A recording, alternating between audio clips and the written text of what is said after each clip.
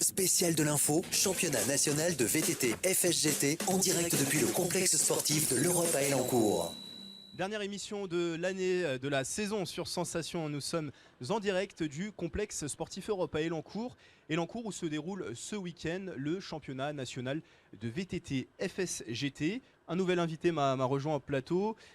C'est Gérald Favier. Bonjour. Bonjour. Vous êtes premier maire adjoint à Elancourt, également vice-président de Saint-Quentin-en-Yvelines en charge de la communication et des grands événements internationaux.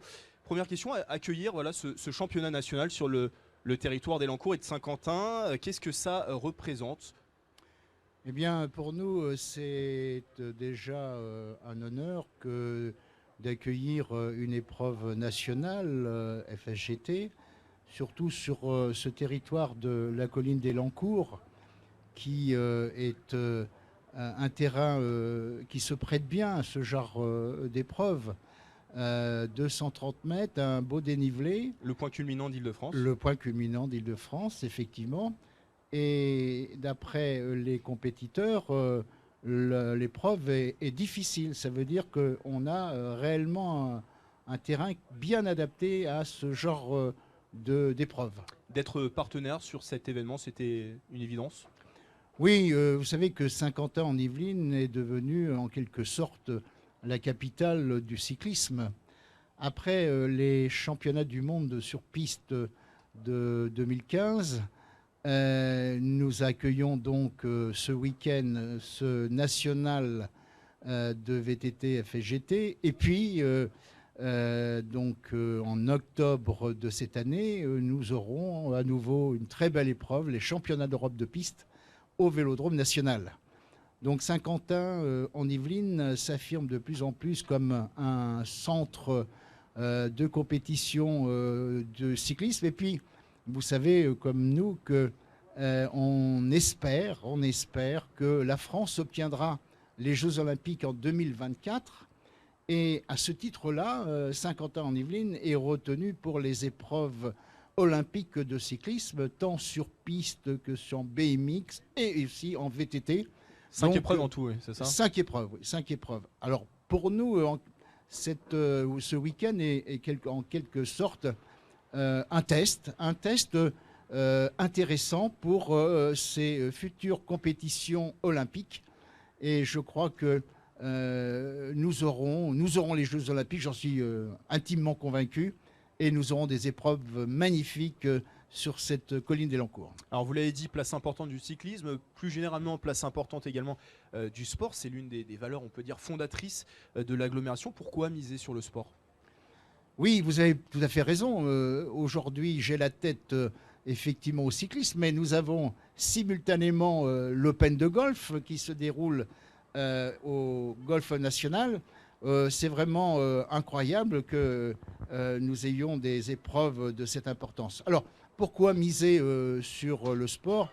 Eh bien, je dirais que nos prédécesseurs avaient fait ce choix. Monsieur Cadalbert, président de l'époque, s'était mobilisé pour effectivement accueillir, nous l'espérions à l'époque, les Jeux Olympiques de 2012. Et contrairement à d'autres sites qui, devant le fait que nous n'obtenions pas, la France n'ait pas obtenu ces compétitions, le président Cadalbert a continué à investir et à faire ce choix de positionner le Vélodrome national de Saint-Quentin en Yvelines. Le golf existait déjà, mais il se développe aussi. Donc Saint-Quentin est vraiment tout à fait approprié à développer de grandes compétitions sportives qui ont des retombées incontestables sur le plan économique, parce que ça crée un engouement, ça crée véritablement un intérêt pour un grand nombre de spectateurs qui viennent nous rendre visite. Et c'est, je crois, gagnant-gagnant. Rien que sur les championnats du monde de cyclisme, l'année dernière, je crois que c'était 2 millions d'euros de retombées économiques. Oui, tout à fait, 2 millions d'euros de retombées économiques. On en attend presque tout autant pour les championnats d'Europe. On voit bien que toute la partie hôtellerie, commerce, etc. en profite bien sûr. Et ça démontre que ce vecteur sport est tout aussi intéressant que d'autres. Et moi, je suis partant et je suis très fier on puisse effectivement miser sur ces activités. Alors vous évoquiez bien sûr la possible participation, la possible organisation des Jeux Olympiques en 2024. Il y a un autre événement qui lui est sûr pour le coup, c'est la Ryder Cup en 2018, un événement qui va générer et qui va avoir de fortes retombées également pour l'agglomération. Parfaitement exact. Nous travaillons déjà depuis de nombreux mois à l'organisation de cette Ryder Cup. Bien sûr, le golf national est fin prêt puisqu'il y a eu des travaux assez conséquents cet hiver pour améliorer le drainage donc des parcours. Ce week-end, déjà dès hier, j'ai pu me rendre compte qu'on est en ordre de marche sur le plan sportif. Maintenant, il nous reste à organiser, bien évidemment, tout l'accueil. Et c'est ce qui est à notre charge, c'est-à-dire l'accueil au niveau du stationnement, l'accueil sur le plan touristique de tous ces spectateurs qui vont venir du monde entier.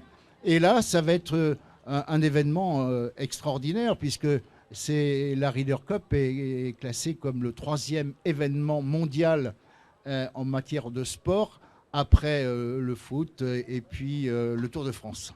Oui, vous le dites, il y a des enjeux finalement pas forcément économiques, mais également sur l'aménagement. Il y a des projets qui vont arriver, qui sont déjà signés.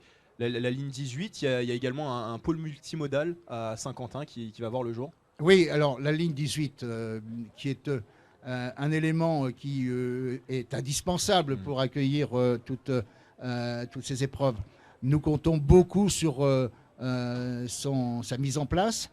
C'est pas gagné parce que ça fait l'objet de crédits de budget très très conséquents, mais on a, je dirais aujourd'hui, des assurances pour espérer qu'elles soient opérationnelles au moment des Jeux Olympiques. Et puis le pôle multimodal, il n'y en aura pas qu'un, il va y en avoir à l'occasion donc de la Ryder Cup un certain nombre pour faire en sorte que les automobilistes puissent stationner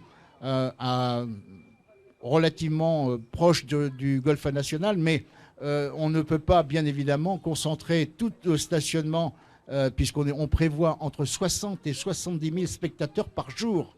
Donc on ne peut pas accueillir toutes ces automobiles autour du golfe, mais nous aurons tente à Satori et sur d'autres emplacements des gares routières qui nous permettront d'organiser des navettes et acheminer les spectateurs jusqu'au golfe. Donc cet événement, la Ryder Cup et les potentiels Jeux Olympiques, c'est aussi, ça participe à la renommée internationale de Saint-Quentin. Ah oui, je crois que on est aujourd'hui déjà connu en matière sur le plan des intercommunalités. Je crois qu'on est aujourd'hui dans les 5 plus importantes et les plus rayonnantes. Et moi, j'espère bien un jour qu'on soit les tout premiers. Il faut avoir de l'ambition. Certes, on n'est pas seul. Je dis ça un peu sur la forme humoristique, mais on a véritablement tout pour développer de façon considérable le rayonnement de Saint-Quentin en Yvelines. On a des équipes sur notre intercommunalité qui sont extrêmement compétentes. Et puis, tous les élus sont, je crois, motivés pour faire en sorte qu'on ait ces développements au travers de ces grandes manifestations internationales. Alors pour les Jeux Olympiques, là, le suspense sera encore assez long, un an, ça sera en septembre 2017 la réponse pour ces Jeux Olympiques. Et je le rappelle, l'agglomération pourrait accueillir sur son territoire plusieurs épreuves grâce à ces équipements. Donc on pense au Vélodrome National, au stade de BMX et bien sûr à cette colline d'Élancourt. Merci Gérald Favier d'avoir été avec nous. C'est moi qui vous remercie et je suis très très heureux que ce championnat national de VTT puisse se dérouler avec des conditions climatiques extraordinaires. Il en sera de même demain. Donc j'invite tous vos auditeurs à venir nous rejoindre sur la colline demain toute la journée. Le message Merci est passé. vous. Je rappelle que Merci. vous êtes le premier maire adjoint à Élancourt, également vice-président à Saint-Quentin en Yvelines en charge de la communication et des grands événements internationaux. C'est l'heure de marquer une pause sur Sensation. À tout de suite. Retrouvez la spéciale de l'info, championnat national de VTT FSGT en podcast audio et vidéo sur notre site radiosensation.fr.